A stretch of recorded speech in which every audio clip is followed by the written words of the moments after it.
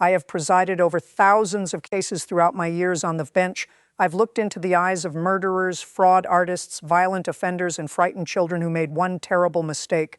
Experience teaches a judge to recognize fear, regret, anger, and deception almost the moment someone steps into a courtroom, but one teenager still haunts my memory, not because of the crime, not because of the evidence, because she smiled at me. If you've never spent years inside a courtroom, you might think a smile means confidence or innocence. Believe me, it doesn't always. Sometimes a smile is a weapon, sometimes it's a challenge, sometimes it's the last mask a person wears before their entire world collapses. The morning that case arrived on my docket, I expected another routine sentencing hearing. The paperwork described an 18-year-old defendant named Madison Harper, no prior felony convictions, intelligent, excellent grades in school, popular, athletic. On paper, she looked like the last person who should have been standing before a criminal court, yet the prosecutor's recommendation filled nearly an inch of the case file. That alone caught my attention. I remember setting the folder on my bench and quietly asking myself a question I rarely asked anymore. What am I missing? Years in this profession teach you never to trust appearances. The cleanest shoes sometimes belong to the dirtiest minds. The loudest tears are often rehearsed. And occasionally, the quietest defendant in the room is the most dangerous. The courtroom doors opened, everyone stood. Then she walked inside. Madison Harper wasn't wearing the expression I expected. Most young defendants enter my courtroom with shaking hands. Some avoid eye contact. Others glance desperately toward their parents, searching for reassurance. She did none of those things. She walked with relaxed shoulders. Her chin remained high. She almost looked amused. I noticed something else. She never once looked toward the victim's family sitting quietly behind the prosecution table. Not once. Instead, her eyes traveled around the courtroom as though she were attending an event she'd already predicted the ending of. That unsettled me. You see, confidence isn't unusual. Overconfidence is. As everyone settled into their seats, I watched the spectators. Court officers whispered. Jurors from another completed trial lingered near the hallway, curious about the unusually crowded courtroom. Even veteran attorneys seemed unusually tense.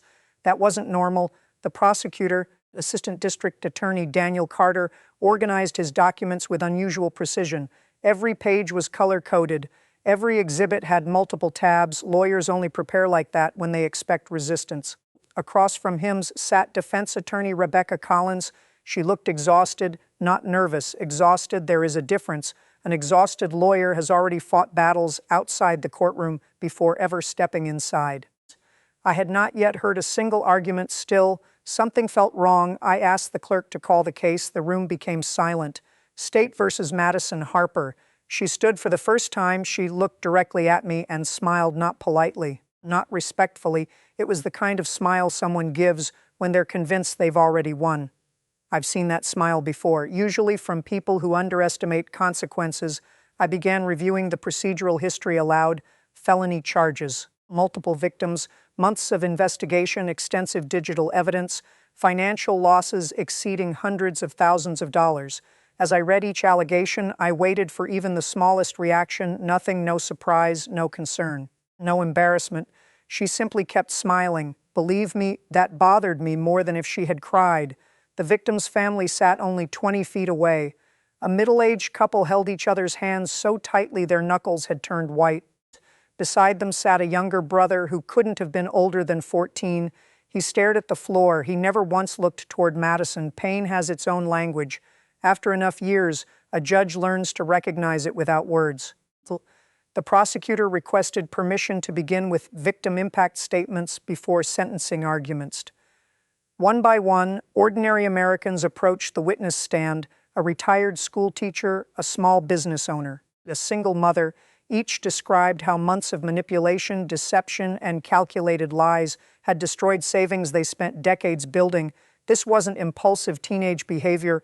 According to the evidence summary before me, someone had planned every step. What fascinated me wasn't merely the testimony, it was Madison's reaction. She listened as though hearing stories about complete strangers, no apology, no emotion, occasionally another smile. I glanced toward her attorney. Rebecca Collins leaned over and whispered something urgently. Madison shrugged, actually shrugged. I've spent enough time on the bench to know when a lawyer loses control of a client, That was one of those moments. Then something happened that changed the atmosphere entirely. Daniel Carter stood. "Your Honor," he said calmly, "before sentencing arguments begin, the state requests permission to introduce one final exhibit." I looked down at the filing. It hadn't been listed among the ordinary exhibits. It had arrived only hours earlier. "Counsel," I asked, "why wasn't this submitted sooner?" His answer froze the courtroom. "Because, Your Honor, investigators only recovered it yesterday." Every head turned. Even Madison's attorney looked confused, but Madison, she kept smiling. She actually laughed softly under her breath, as if whatever had been discovered couldn't possibly matter. That's when I noticed something that made the hair on the back of my neck stand up. She wasn't looking at the prosecutor anymore. She was looking directly at me, almost daring me to open that final piece of evidence. I had no idea that within the next hour, the entire courtroom, including me, would witness something none of us would ever forget, and the smile on Madison Harper's face would disappear forever. I have often said that the truth rarely arrives all at once. It comes in fragments, an overlooked document, a nervous glance, an inconsistency that refuses to disappear. A judge's responsibility is not simply to hear testimony, but to recognize the moments when those fragments begin fitting together. That morning, I could feel we were standing on the edge of one of those moments. Before I allowed the prosecutor to introduce the newly recovered evidence, I leaned back in my chair and studied every face in the courtroom. The victims sat frozen with anticipation. Court officers shifted their weight almost instinctively, sensing the atmosphere had changed. Even the spectators, who had entered expecting another routine sentencing hearing, had fallen completely silent. Only one person appeared untouched, Madison Harper. She sat comfortably beside her attorney with one ankle crossed over the other, her expression almost playful. Every so often, she exchanged a quiet smile with someone seated several rows behind the defense table, a sharply dressed man in an expensive suit. He wasn't family. I knew that from the attendance records. I made a mental note. Years on the bench have taught me that people often reveal their strongest alliances without saying a single word. "Mr. Carter," I said, "before we proceed with the exhibit, I want the record to reflect the defendant's demeanor throughout these proceedings." The court reporter looked up immediately.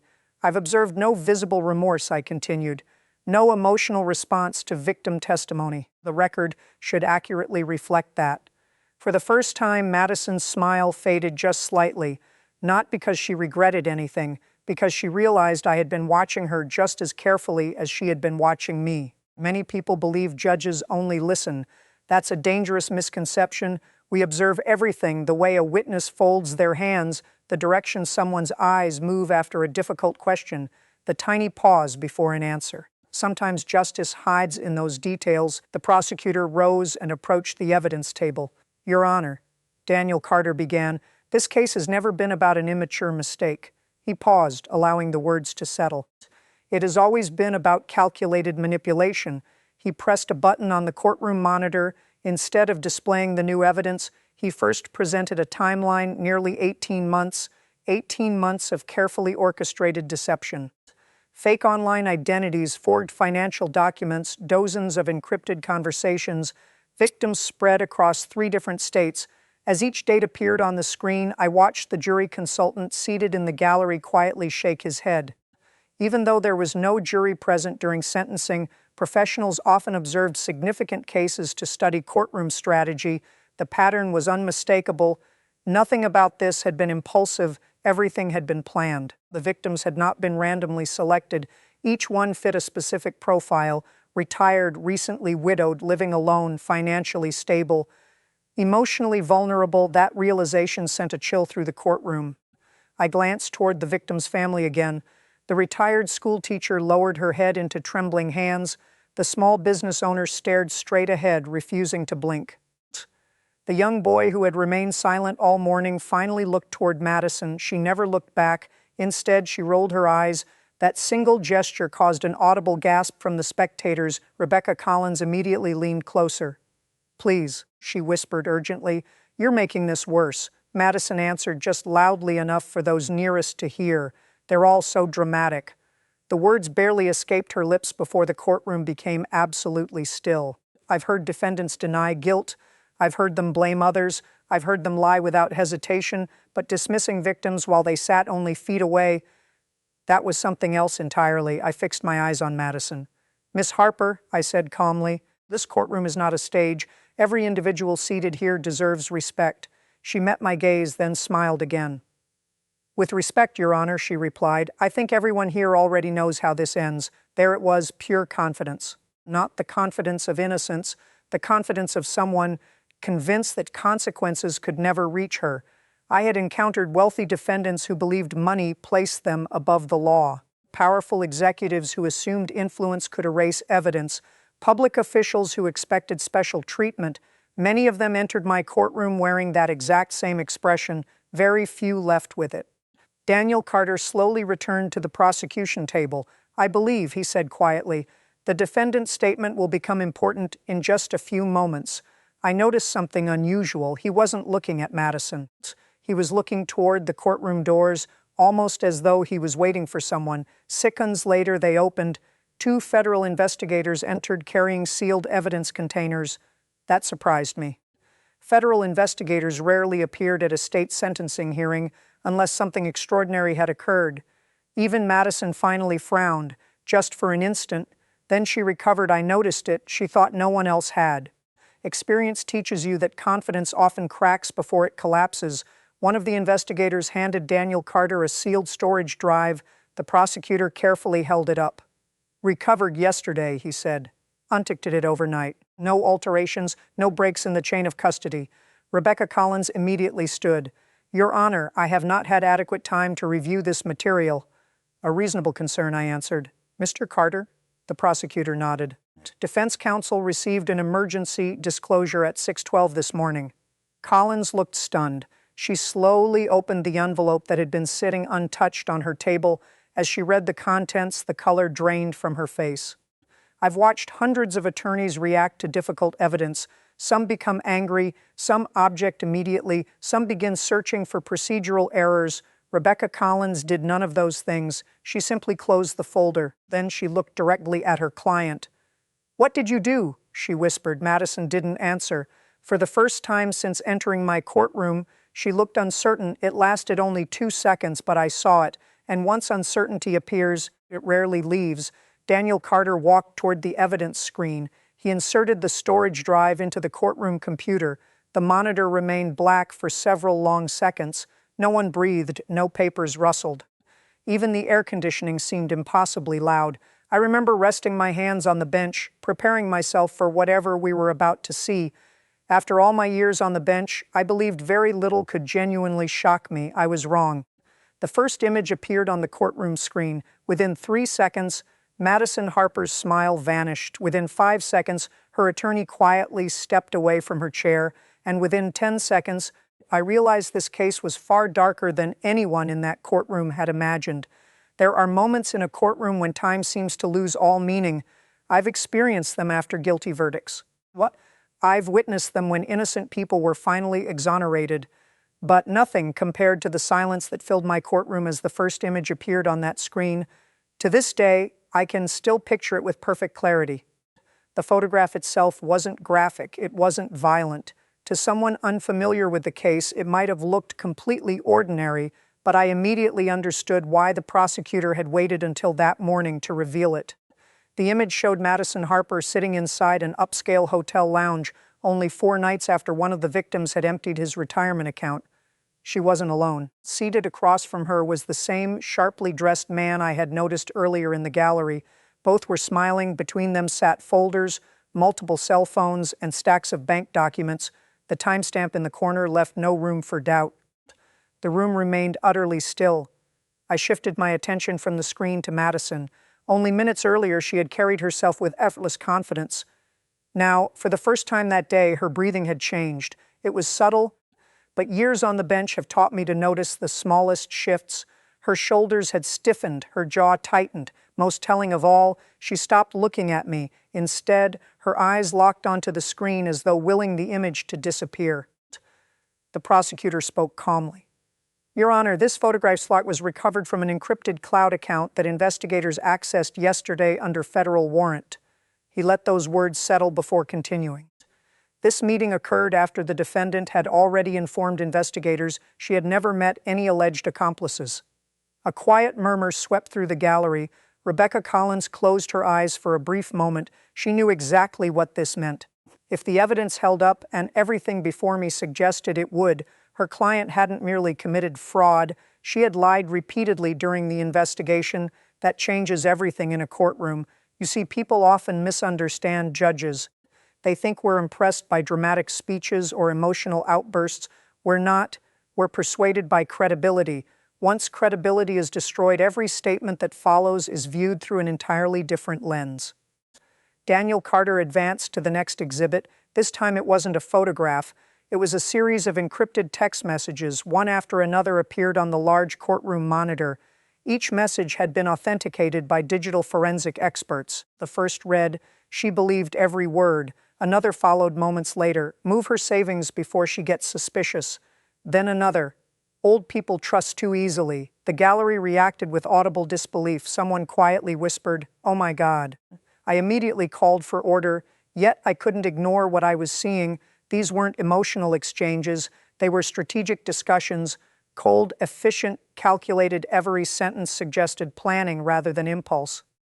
Every message stripped away another layer of the image Madison had carefully presented to the court. I glanced toward the victims again. The retired school teacher was crying silently. The small business owner stared at the monitor without blinking. The young boy who had remained composed throughout the morning suddenly lowered his head into his mother's shoulder. Pain had finally overcome restraint. As judges, we cannot allow emotion to dictate our rulings, but neither can we pretend not to see human suffering. That balance is one of the hardest parts of this profession, the prosecutor continued. Your Honor, the recovered messages also identify a financial coordinator referred to only as R. At that moment, every eye in the courtroom shifted toward the sharply dressed man seated in the gallery. His confidence vanished instantly. He looked toward the exit. That single movement didn't escape the attention of the court deputies. Neither did it escape mine. I nodded almost imperceptibly toward the chief deputy. He understood immediately, without causing alarm. Two deputies quietly repositioned themselves near the courtroom doors. Years of experience have taught courtroom officers how to move without creating panic. The audience barely noticed. Madison did. For the first time all morning, genuine fear flashed across her face, only for a heartbeat, then it disappeared. But I had seen enough defendants to recognize the difference between nervousness and fear. Nervous people worry about outcomes. Fearful people worry about secrets. Rebecca Collins slowly stood. Your Honor, she said carefully, I would like a brief opportunity to confer with my client. I granted the request. They leaned toward one another. I couldn't hear every word. Judges aren't supposed to. But I observed something more revealing than any conversation. Collins wasn't advising. She was questioning. Again and again I saw her ask the same thing. What else? Madison refused to answer. She stared straight ahead. Then unexpectedly she smiled again. It wasn't the arrogant smile from earlier. This one was different. Smaller, forced, almost desperate. That concerned me even more. I've learned that when someone's confidence disappears and is suddenly replaced by artificial composure, they're often calculating their next move. The prosecutor wasn't finished. He approached the evidence table once more.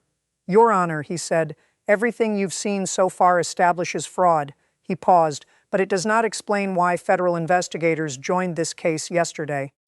Those words changed the atmosphere instantly. Until then, everyone believed this hearing was about financial crimes. Now it was clear there was something much larger beneath the surface. I felt every person in the courtroom leaning forward.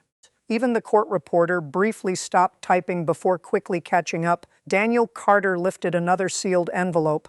Unlike the previous exhibits, this one bore markings from multiple investigative agencies. I examined the cover. Then I looked back at him. Are you prepared to certify this evidence for the record? Yes, Your Honor. And you understand the significance of what you're about to present? I do. His voice never wavered. Neither did mine. Proceed.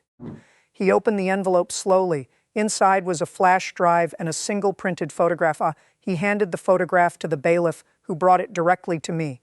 The moment I looked down at it, every assumption I had made about this case shattered. It wasn't another victim. It wasn't another financial record. It was a picture of Madison Harper standing beside someone whose name I recognized immediately, someone who had been under federal investigation for years. someone whose criminal organization extended far beyond simple fraud. I looked up from the photograph. Madison was no longer smiling. She was staring directly at me, and in that instant, I realized the teenager before me wasn't merely caught in a criminal scheme. She had been hiding a connection that could bring down an entire criminal network. There is a lesson every judge learns eventually. The case you think you're hearing is often not the case that actually stands before you. That realization settled over me the moment I lowered the photograph back onto my bench. I looked once more at Madison Harper. Only an hour earlier, she had walked into my courtroom with the confidence of someone convinced she would leave through the front doors before sunset. Now she looked like someone trying desperately to calculate which truth would destroy her first. I did not reveal the contents of the photograph immediately. That wasn't how this process worked. Justice is built on procedure, not surprise.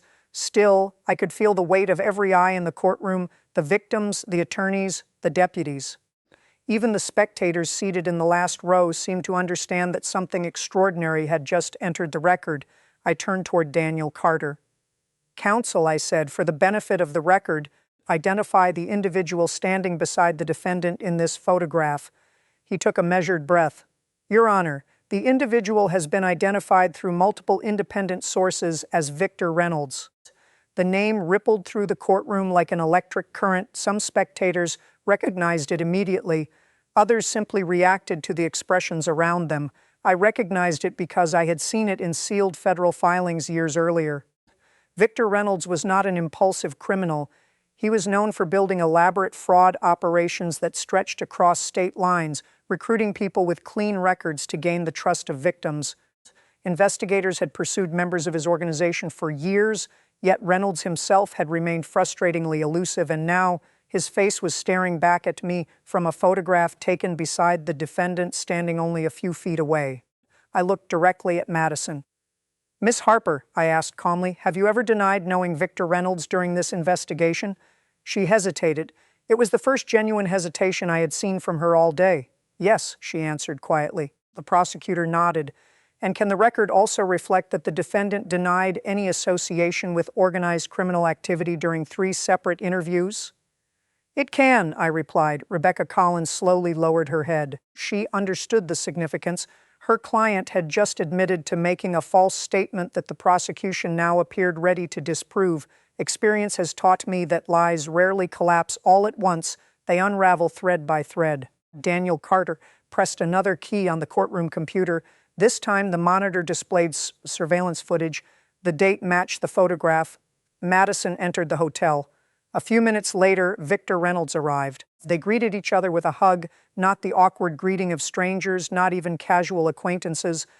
It was the relaxed embrace of people who clearly knew one another well. The room erupted into whispers. I immediately struck my gavel. "Order." Silence returned, but it was a different kind of silence. Earlier that morning, people had been curious. Now they were stunned. Madison never looked away from the screen. Her attorney finally spoke. "Your Honor," Rebecca Collins said carefully, "I need a recess to discuss developments with my client." Before I could answer, Madison interrupted. "No." The word echoed through the courtroom. Every head turned toward her. Collins stared at her in disbelief. "Madison," I said no. It was the first time emotion entered her voice, not sadness, not remorse, frustration, almost anger. She folded her arms tightly. "They don't know everything." The statement hung in the air. Daniel Carter looked at me. I looked back at him. Neither of us spoke. Sometimes the most revealing testimony is volunteered without a single question being asked. I leaned forward slightly. "Miss Harper," I said evenly, "if there is additional information relevant to these proceedings, this is your opportunity to consult with counsel." She laughed. It wasn't the confident laugh from earlier. It sounded hollow. "They think I'm the mastermind." She shook her head slowly. "They have no idea." Those 5 words transformed the courtroom. Rebecca Collins grabbed her client's arm. "Stop talking." Madison pulled away. "You wanted me to cooperate months ago." "Madison, you said they'd protect me." "Enough." But it was already too late. The prosecutor wasn't smiling. He wasn't celebrating. Instead, he watched Madison with the intense focus of someone realizing the investigation had just taken an unexpected turn. Years on the bench have taught me another truth. People often confess indirectly long before they confess directly. Madison had just revealed something critical. She wasn't denying involvement anymore. She was arguing about her role. There is an enormous legal difference between those two positions. Daniel Carter requested permission to call the lead federal investigator. I granted it. Special Agent Thomas Brooks approached the witness stand. He took the oath. Then he sat down with the calm confidence of someone who had spent years investigating organized crime. Agent Brooks, Carter began, without discussing any ongoing sealed investigations, can you explain why federal authorities entered this case? Brooks nodded. Our investigation determined that the defendant was connected to an organization responsible for targeting vulnerable Americans through sophisticated financial manipulation. Did investigators initially believe the defendant was directing the operation? Yes. And has that conclusion changed? Brooks paused. It has. The entire courtroom leaned forward. Based on the evidence recovered yesterday, he continued, we now believe someone else was giving the orders. A wave of confusion spread across the gallery. Even I found myself studying Madison more carefully. Her expression had changed completely. The arrogance was gone. In its place was something I had not expected. Fear, real fear, not fear of prison, fear of someone outside the courtroom. Then Agent Brooks said something that I will never forget. Your Honor, he said, looking directly at me, we have reason to believe the defendant has spent months protecting an individual who remains at large. The words landed like a hammer. I looked toward Madison. She wasn't looking at the witness. She wasn't looking at her attorney. She was staring at the courtroom doors as if she expected someone to walk through them at any second, and then one of the deputies rushed toward the bench with an urgent note. I unfolded it, read the first sentence, and felt the entire direction of the case change in an instant. The note contained only 8 words, Your Honor. The real leader has just entered the courthouse. I have delivered thousands of sentences during my career. Some brought relief. Some brought heartbreak. A few changed lives forever.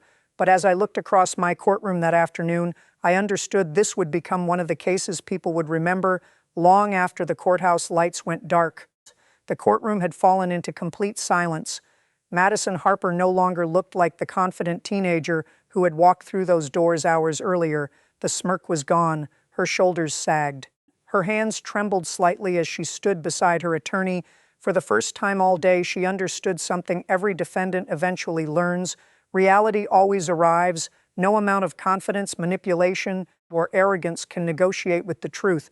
I reviewed every exhibit one final time, the authenticated digital records, the financial transactions, the surveillance footage, the witness testimony, the forensic analysis, and finally, the evidence that revealed the larger criminal organization operating behind the scenes. The investigation had proven that Madison was not the ultimate leader of the network, but it had also proven beyond question that she had willingly participated, recruited victims, concealed evidence, and continued the scheme long after she knew innocent people were being devastated. The law recognizes differences in responsibility. It does not erase accountability. I looked toward the victims seated in the front row, the retired teacher who had spent decades saving for retirement, the small business owner forced to close the company his parents had built, the single mother who had nearly lost her home after believing promises that were carefully designed to deceive her. No sentence could return the months of fear they had endured. No courtroom could restore the trust that had been stolen from them. Justice cannot erase pain. Its purpose is to acknowledge it and hold those responsible accountable. I turned to Madison. Miss Harper, I said, before sentence is imposed, you have the right to address the court. For several long seconds, she said nothing. Then she took a slow breath. I kept telling myself I could stop whenever I wanted. Her voice cracked.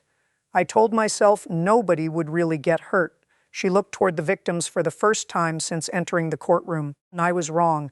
Tears rolled down her face, not dramatic tears, not rehearsed tears, just quiet tears from someone who had finally stopped pretending.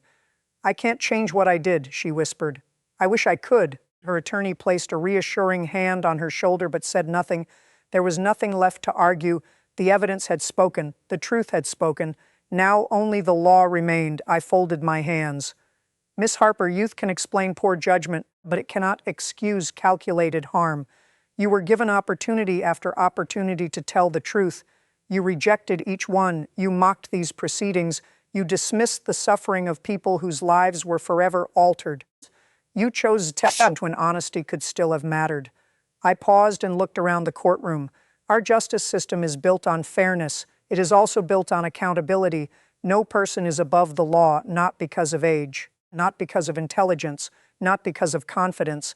I announced the sentence, a substantial term of imprisonment, followed by supervised release, restitution to the victims as required by law, and continued cooperation with investigators pursuing the remaining members of the criminal organization. There were no cheers. Real courtrooms are rarely like that, only quiet emotion. One victim closed his eyes in relief. Another quietly held his wife's hand. A deputy gently escorted Madison from the defense table. As she reached the courtroom doors, she stopped. She turned toward the victims. "I'm sorry." Those were the final words she spoke inside my courtroom. Whether they came too late was not for me to decide. That belonged to those she had harmed. Years have passed since that case. People still ask me what I remember most. They expect me to mention the evidence, the investigation, the dramatic revelations, but they're always surprised by my answer.